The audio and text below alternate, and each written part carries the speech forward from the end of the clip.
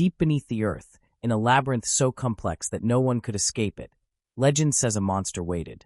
The Minotaur, half man, half bull, devoured those unlucky enough to be sent into his maze.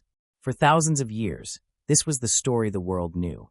We believed that the people who built this labyrinth were nothing more than characters in a Greek myth. But we were wrong. The labyrinth wasn't just a story, it was a memory of something real. It was a distorted echo of the first great civilization on European soil.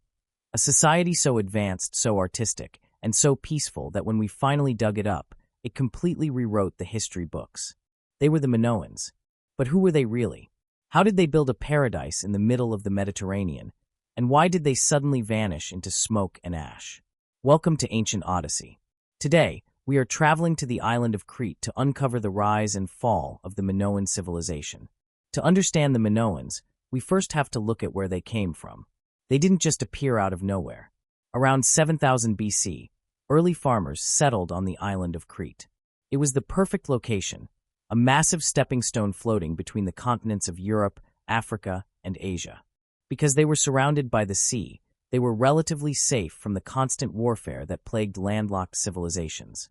This isolation allowed them to develop differently. While other early civilizations were building massive walls to keep enemies out, the early Minoans were building boats to go out and meet the world. Over thousands of years, these early farmers transformed into daring sailors, setting the stage for a golden age.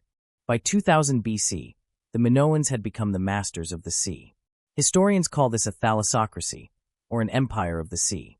But unlike later empires that conquered through swords and bloodshed, the Minoans conquered through commerce. They were the middlemen of the ancient world.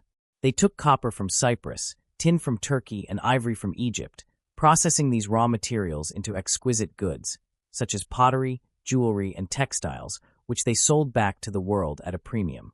This trade brought unimaginable wealth to the island.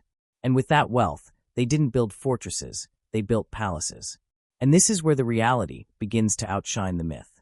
The crown jewel of their civilization was the palace of Knossos. When archaeologists first excavated this site, they were stunned. This wasn't just a royal residence, it was a civic center, a warehouse, and a religious sanctuary all in one, sprawling over 6 acres with more than 1,000 rooms.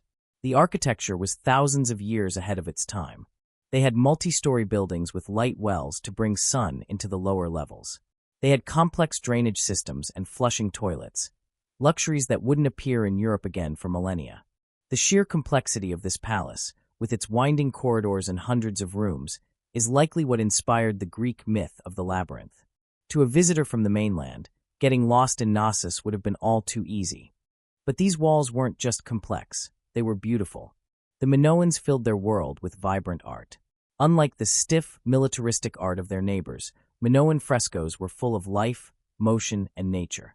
They painted dolphins playing in the waves and women interacting freely in society, suggesting that Minoan women enjoyed a high status and freedom that was incredibly rare in the ancient world. And then there are the bulls. You can't talk about Minoans without the bull. It wasn't a monster to them, but a sacred symbol of power. The famous bull-leaping frescoes show young acrobats grabbing a charging bull by the horns and vaulting over its back. Was this a sport? A religious ritual? We still aren't entirely sure. Part of the mystery is that we still cannot fully speak their language. They left behind thousands of clay tablets written in a script we call Linear A. To this day, it remains undeciphered, locking away their deepest secrets and the names of their kings. However, even the most advanced civilization is at the mercy of nature. The Minoan Golden Age could not last forever. Around 1600 BC, the nearby island of Thera, what we now call Santorini, erupted. It was one of the most violent volcanic events in human history. The explosion ripped the island apart. It sent massive tsunamis racing toward the shores of Crete, smashing the Minoan fleet, the source of their power, to splinters. Ash blotted out the sun, killing crops and poisoning the water. While the eruption didn't kill off the Minoans instantly, it brought them to their knees. Their economy collapsed, and their belief in their gods was shaken. Weakened and vulnerable, they were no longer the masters of the sea. This opened the door for their northern neighbors, the Mycenaeans, a warrior culture from mainland Greece, to invade.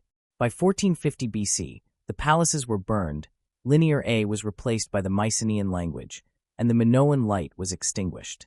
For 3,000 years, the Minoans were forgotten, existing only as the ghost of a story about a minotaur. It wasn't until the year 1900 that a British archaeologist named Arthur Evans began to dig at Knossos. He found the throne room, the plumbing, and the frescoes. He was the one who named them Minoans, after the mythical King Minos. Evans helped the world realize that long before the Parthenon or the Roman Colosseum, Europe had a cradle of civilization that was sophisticated, artistic, and distinct. The Minoans remind us that history is rarely a straight line of progress.